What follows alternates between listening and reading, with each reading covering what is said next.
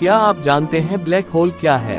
अगर नहीं तो इस वीडियो को पूरा जरूर देखें। अंतरिक्ष में मौजूद ब्लैक होल्स कुछ विचित्र और सबसे आकर्षक वस्तुएं हैं। वे अत्यधिक सघन और मजबूत गुरुत्वाकर्षण के साथ मौजूद हैं, जिनकी पकड़ से प्रकाश भी नहीं बच सकता। हिंदी में ब्लैक होल को कृष्ण विवर भी कहा जाता है। हमारी आकाशगंगा मिल्की वे में करोड़ों ब्लैक होल्स मौजूद हैं, लेकिन इनका पता लगा पाना बेहद कठिन है। हमारी आकाशगंगा के दिल में भी एक विशालकाय ब्लैक होल मौजूद है, जिसे सैजिटेरियस ए नाम से पुकारा जाता है। यह पृथ्वी से लगभग 26,000 प्रकाश वर्ष की दूरी पर मौजूद है। आपने भी ब्लैक होल्स के बारे में जरूर सुना होगा। अगर आप ब्लैक होल्स के बारे में विस्तार से जानना चाहते हैं तो इस वीडियो को अंत तक पूरा जरूर देखें, क्योंकि आज के इस लेख में हम आपको ब्लैक होल क्या होता है, ब्लैक होल कैसे बनता है, ब्लैक होल के अंदर क्या है और ब्लैक होल की खोज कब और किसने की जैसे सवालों के जवाब बताएंगे। तो चलिए करते हैं शुरुआत और जानते हैं ब्लैक होल की पूरी जानकारी। ब्रह्मांड में कितने ब्लैक होल हैं? ब्रह्मांड में कितने ब्लैक होल हैं, इसका सटीक जवाब खोज पाना मुमकिन नहीं है, लेकिन एक अध्ययन में लगाए गए अनुमान के अनुसार 40 अरब ब्लैक होल देखने योग्य ब्रह्मांड में मौजूद हैं। यह देखने योग्य ब्रह्मांड 93 अरब प्रकाश वर्ष में फैला हुआ है। तो आप अंदाजा लगा सकते हैं कि पूरे ब्रह्मांड में कितने ब्लैक होल मौजूद होंगे। यह अध्ययन इटली स्थित international school for advance studies SISSA के विशेषज्ञों द्वारा किया गया था। ब्लैक होल की आवाज कैसी है? अमेरिका की अंतरिक्ष अनुसंधान संस्थान नासा द्वारा ब्लैक होल आवाज रिकॉर्ड की गई। इस आवाज को सुपरसोनिक साउंड क्वालिटी के साथ सुनने पर इसकी विशालता और भयावता का अंदाजा लगाया जा सकता है। इससे आने वाली आवाज हैरान करने वाली और बेहद डरावनी है। एक स्टडी में ब्लैक होल में गूंजने वाली 8 प्रकार की नई आवाजों का पता लगाया गया है। इन आवाजों ब्लैक होल बाइनरीज का नाम दिया गया है। शोधकर्ताओं द्वारा ब्लैक होल में इको करने वाले एकोइंग ब्लैक होल सिस्टम की भी पहचान की गई है। वैज्ञानिकों का मानना है कि इन आवाजों के जरिए आकाशगंगा के विकास में ब्लैक होल की भूमिका के बारे में भी पता लगाया जा सकता है। ब्लैक होल कितने प्रकार के होते हैं? आकार के आधार पर ब्लैक होल को 4 श्रेणियों में वर्गीकृत किया गया है। तारकीय ब्लैक होल, स्टेलर, मध्यवर्ती ब्लैक होल, इंटरमीडिएट, विशालकाय ब्लैक होल, सुपरमैसिव, सूक्ष्म रूपी black hole, miniature. Black hole कैसे बनता है? ब्लैक होल नाम 2 शब्दों का योग है, ब्लैक और होल। चलिए ब्लैक से शुरू करते हैं। एक ब्लैक होल को ब्लैक इसलिए कहा जाता है क्योंकि इसके गुरुत्वाकर्षण से कुछ भी बचकर नहीं निकल सकता, यहाँ तक कि प्रकाश भी नहीं। जितना अधिक द्रव्यमान मास होगा, उतना ही अधिक गुरुत्वाकर्षण होगा। भले ही प्रकाश तेज गति से यात्रा करता हो, लेकिन ब्लैक होल के गुरुत्वाकर्षण के लिए इसका कोई मुकाबला नहीं है। अब जानते हैं इसे होल क्यों कहा जाता है। असल में ब्लैक होल के लिए होल शब्द थोड़ा गुमराह करने वाला है। वे एक होल की तरह इसलिए दिखते हैं क्योंकि वे प्रकाश उत्पन्न नहीं करते हैं। एक ब्लैक होल कभी खाली नहीं होता। वास्तव में इसमें एक सिंगल पॉइंट के अंदर बहुत सारा पदार्थ मैटर संघनित होता है। इस पॉइंट को सिंगुलैरिटी के नाम से जाना जाता है। ब्लैक होल कितने बड़े होते हैं?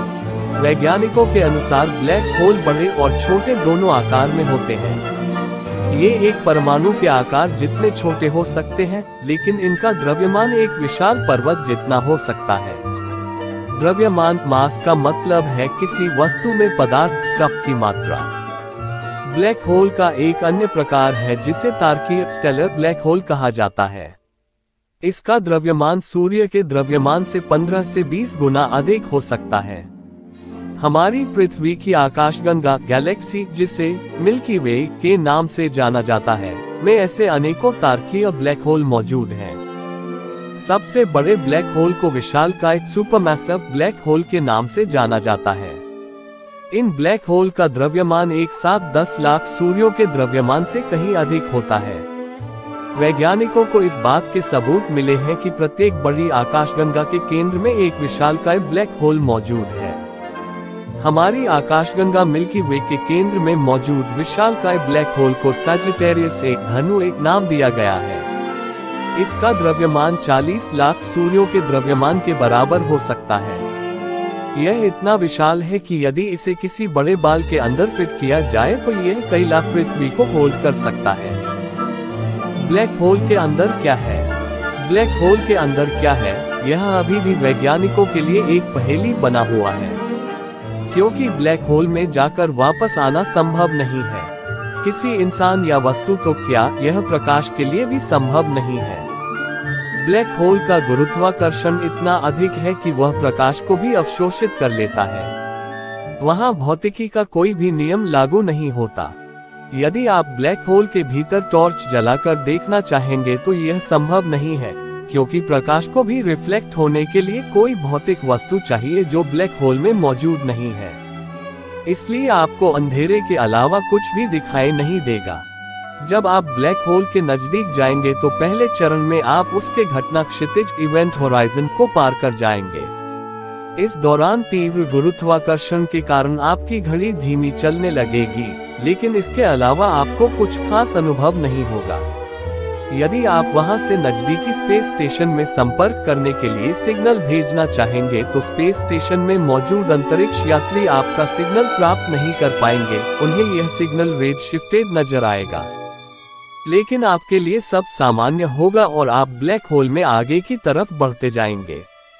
जैसे ही आप सिंगुलैरिटी के नजदीक पहुंचेंगे तो आपकी घड़ी लगभग रुक जाएगी और आप एक्स-रे और गामा किरणों के संपर्क में आएंगे, जहां आप जलकर नष्ट हो जाएंगे। यदि आप वहां से बच भी जाते हैं तो टाइडल फोर्स के कारण आपके शरीर के कई टुकड़े हो जाएंगे।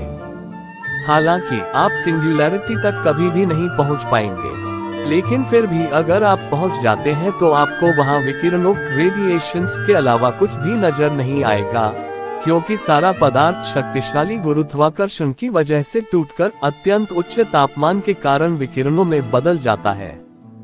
वैज्ञानिकों के अनुसार छोटे ब्लैक होल का निर्माण ब्रह्मांड बनने की शुरुआत के साथ ही हो गया था। तारकीय ब्लैक होल तब बनते हैं जब किसी बड़े तारे का केंद्र अपने आप में ढह जाता है।